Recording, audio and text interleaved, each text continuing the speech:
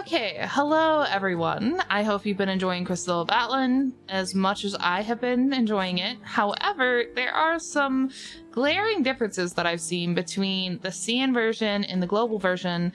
I played the CN version for a while. I played just about every character. Well, I have played every character.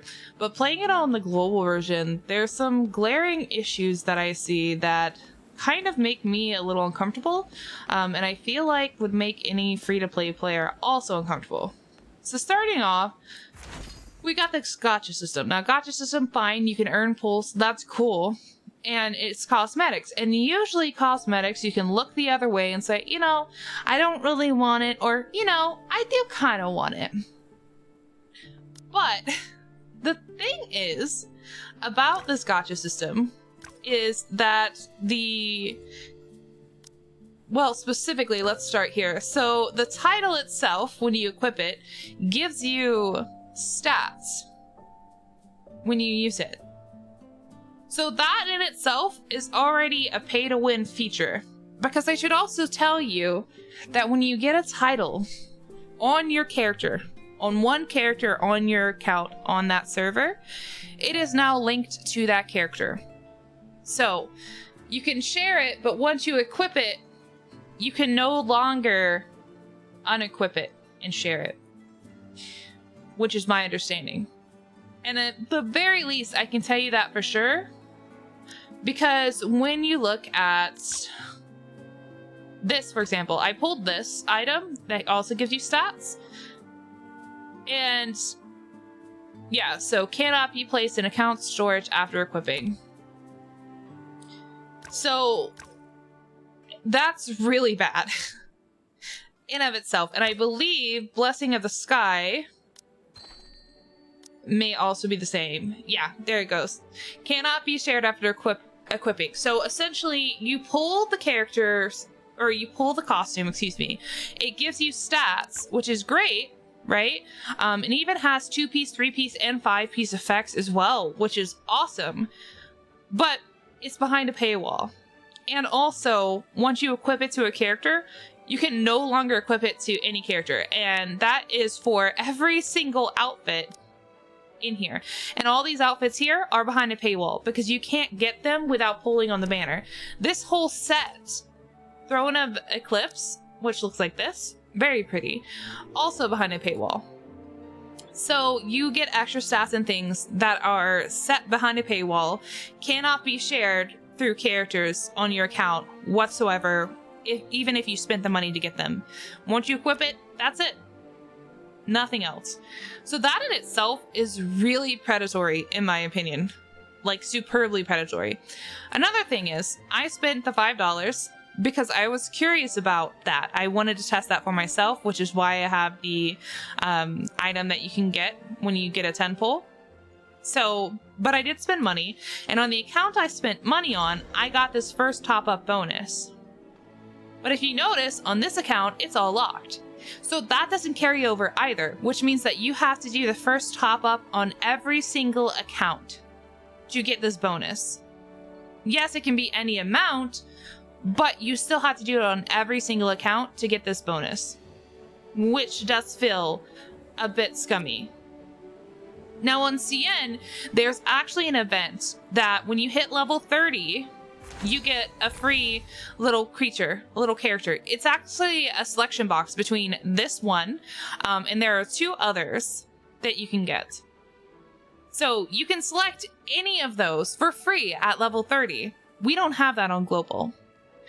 Also, at level 60, you can get a free outfit for your class. Now, these gifts and things, they are locked to one character per server, so once you claim them, that's it. It's the same situation here, you know, with the paid outfits, but they're free, and that's the big difference, is that they are free. They give you stats, you get free pets, free, but we don't have that, again, on global. Why? I don't know. So, it's just really, I don't feel great. And then in addition to that, excuse me, if you create a fleet on one of your accounts, okay, you are not automatically in your own fleet.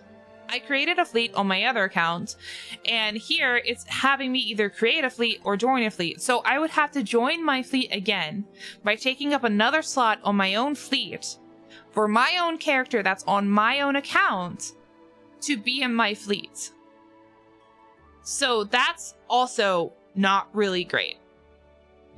And I haven't determined whether the outfits and titles that give you stats, whether they do take effect in PvP, but it is my belief that they do. And that's not great either. Because then you have things like this, and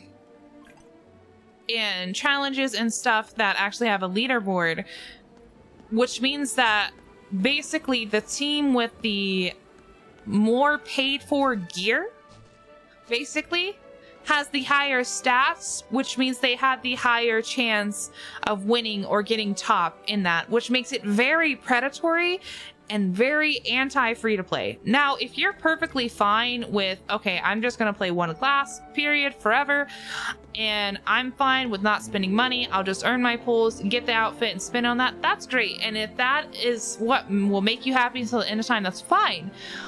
But, however, we all know that this game is going to have many other classes. For example, the Musketeer class is going to get Mistrix. The Puppeteer class is going to get Glaciette. We're also going to have an Inventor class with Empirica and Rhapsodia. And then we're also going to have an Assassin class with Spectre and Mirage. So there's plenty of new classes that we don't have yet on Global that are going to be coming out, not to mention any of the other ones coming in the future.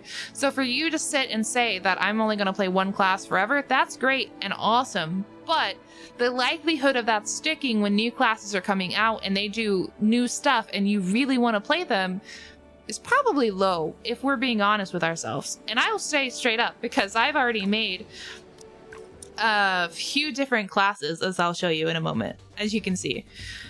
So, yeah, it's kind of, it's an issue.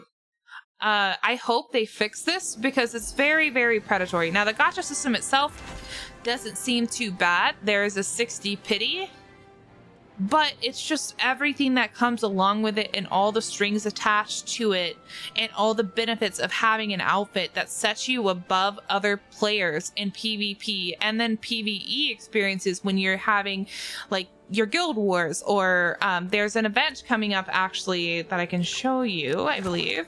Yes, this event right here where you get exclusive rewards for the top 24 players that clear it, and it's a group boss.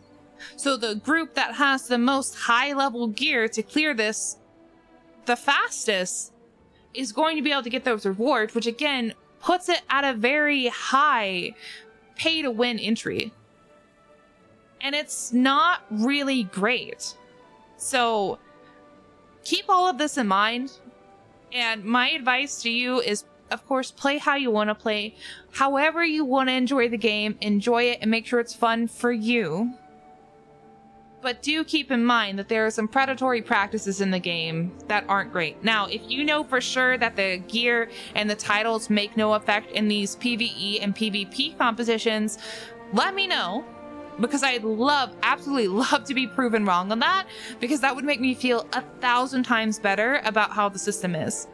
But it's my understanding that 100% you use it and it gives you the stats in those circumstances. So, yeah.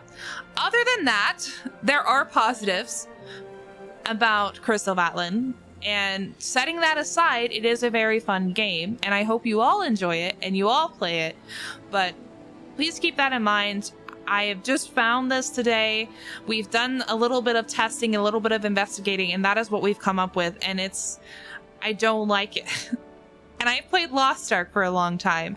And so I know that some of those practices for MMOs can be a little bit predatory, but I think if Crystal of Atlan doesn't correct that part of their game, they're going to struggle when games like Blue Protocol Star Resonance comes out. Just for example. So, let me know what you think, whether you're okay with the practices, whether they bother you or whether you think it's perfectly fine. And if you guys like this video, please leave a like, comment, subscribe, and I'll see you guys next time. Bye, everyone!